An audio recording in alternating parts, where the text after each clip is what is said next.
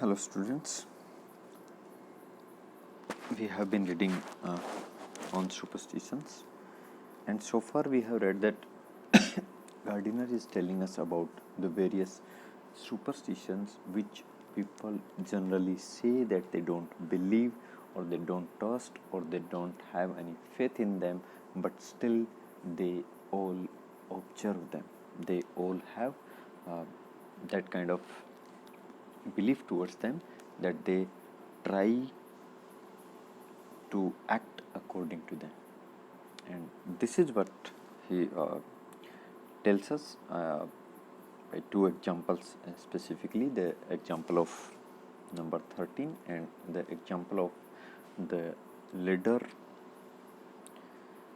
And he says that this thing, these omens, these superstitions, why they were so prevalent, because in older days people were not sure, or people were ignorant of the powers of nature or the scientific discoveries which we have seen in the later world. So he says that it was quite all right for them to have that kind of beliefs, because they were not sure of the origin of the natural happenings. So they used to believe on these superstitious powers and used to act according to them. So he said it is quite good for them, because they don't have any knowledge of the hands or the powers which are controlling their lives. Now he comes that you may read in Thucydides of battles being postponed and lost because some omen that had no more relation to the event than the falling of a leaf was against it. He says that if you read Thucydides, Thucydides was a Greek historian. He has narrated about many wars and many incidents of old Greek history. So he says if you read him, then you will find that many battles were being postponed or even lost because some omen which really don't have anything to do with that battle or with the kings or the armies who were fighting that battle, but still they were either postponed or lost. Why? Because of some omen like the falling of a leaf, and that omen was against the battle, against the king or the army or whatever their belief was, and just because of that belief they have lost that battle, they have even postponed that battle. And a very simple omen like falling of a leaf, which don't have anything to do with the battle, to the king or to the armies, but still the battles were being decided on such petty happenings. When Pompey was afraid that the Romans would elect Cato as praetor, he shouted to the assembly that he heard thunder and got the whole election postponed, for the Romans would never transact business after it had thundered. Another example from the Roman history he brings to us, that when Pompey was afraid of this thing, the Roman ruler, Roman general, that the assembly will elect Cato as their general. So there might have been a general election in the assembly. People were gathered there to decide their new general, and there Pompey has this doubt in his mind that perhaps he can lose the election. So what he did? He shouted to the assembly that he heard the sound of thunder. And the Romans, as they don't do anything, no business or no serious matter, when they heard the sound of a thunder, the assembly was postponed and Cato could not be the new general. Just because of that very silly thing which has not happened in reality, just because Pompey announced this thing and the whole assembly believed him and they decided to postpone the election. Another example he gives, that Alexander surrounded himself with fortune tellers and took counsel with them as a modern ruler takes counsel with his ministers. He says, in nowadays, as our rulers, as our kings, as our prime ministers, as they take counsel, means as they discuss the things with their ministers, in the same way Alexander the Great used to take counsel of the fortune tellers. Means जैसे आज के दिन जो हमारे rulers हैं उनके पास एक मंत्रियों का समूह होता है जिनसे वो सलाह मशविरा करते हैं, विचार विमर्श करते हैं, उसी रूप में अलेक्जेंडर जो था वो अपने आप को हमेशा भविष्य बताने वालों से, ज्योतिषियों से घिरा हुआ रखता था. मीन्स वो जो भी कुछ डिसीजन लेता था वो उनसे सलाह मशविरा करके, उनसे विचार विमर्श करके लिया करता था. Even so great a man as Caesar and so modern and enlightened a man as Cicero left their fate to augurs and omens. Again, he talks about the great rulers of Greek and Roman periods. He says, even so great man as Caesar and so modern and enlightened a man as Cicero, they left their fate to such petty augurs and omens. Such means very useless these beliefs and these superstitions, but even they were observed by such a great man of their times. Sometimes the omens were right and sometimes they were wrong, but whether right or wrong, they were equally meaningless. He says, if we evaluate the nature or the outcome of these omens, then we find out that sometimes they appears to be right. Means whatever the omen says, it turns out that to be right afterwards, and sometimes it turns out to be wrong. But he says whether right or wrong, if we talk scientifically or if we talk in a logical manner, then all these superstitions, these omens are meaningless, whether they are useful or they are useless. Cicero, the example which he quotes in support of his viewpoint that whether they are good or they bad, they are useless, meaningless.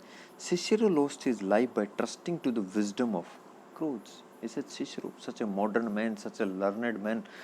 Cicero was a Roman philosopher and politician, and how he has lost his life? Just because he has trusted the wisdom of the crows than the wisdom of his own. How that when he was in flight from Antony and Caesar Augustus, he put to sea and might have escaped. He said when he was running away from Antony and Caesar, then he has reached the seashore and he could have easily run away from there, but some crowds chanced to circle round his vessel and he took the circumstances to be unfavorable to his action, returned to shore and was murdered. Means look at the foolish act. He has reached the shore, he has found his vessel, and he could have easily escaped that place and could have run away, but just because some crows circled around his ship, so he decided not to move ahead and returned back to the shore, and there he was murdered. Means look at the foolishness of that such a learned person. Even the farmer of ancient Greece consulted the omens and the oracles, where the farmer today is only careful of his manures. This is even the farmers in the Greek or Roman days, they used to consult the fortune tellers about what they have to grow, or when to cut their crops, when to sow their crops in this way. And the farmer nowadays, what they do, they believe in their own efforts only, their own hard work only. I should have liked to have seen Caesar, and I should have liked to have heard Cicero. But on the balance, I think we who inherited this later day and who can jest at the shadows that were so real to them have the better end of time. He says, if someone asks me that what I wish about the past or what I wanted about the past, then I must have liked to have seen Caesar the Great, or I would have liked to heard the political theories of Cicero. But on the balance, though it is not my good luck to have seen or have met or have heard these people, but what is good, what I feel good about this thing, that nowadays at least I don't have those shadows which were real to them. Now they are just shadows for me, these omens, these superstitions, these blind beliefs, and they were real to them. So I feel that the time in which I am living, the time which I have now, or the time period in which our generation is living, is far better than their times. It is pleasant to be about when the light is abroad, and he says it is quite pleasant when you have light around you. Means जब आप उजाले में होते हैं ना, मतलब उस time क्या था, they were in darkness, and now we have got the light of knowledge, and so it feels good to have the light around you. We do not know much more of the power that turns the handle of this idol show that our forefathers did, but at least we have escaped the grotesque shadows that enveloped them. He says, yes, it is quite true that even today we don't know that who the God is, how he works, how he manages this world, how he controls us, how he controls this world, how he controls the universe. Means all these things about our master we still don't know, but at least we are not controlled by the shadows. We are controlled by the real controller.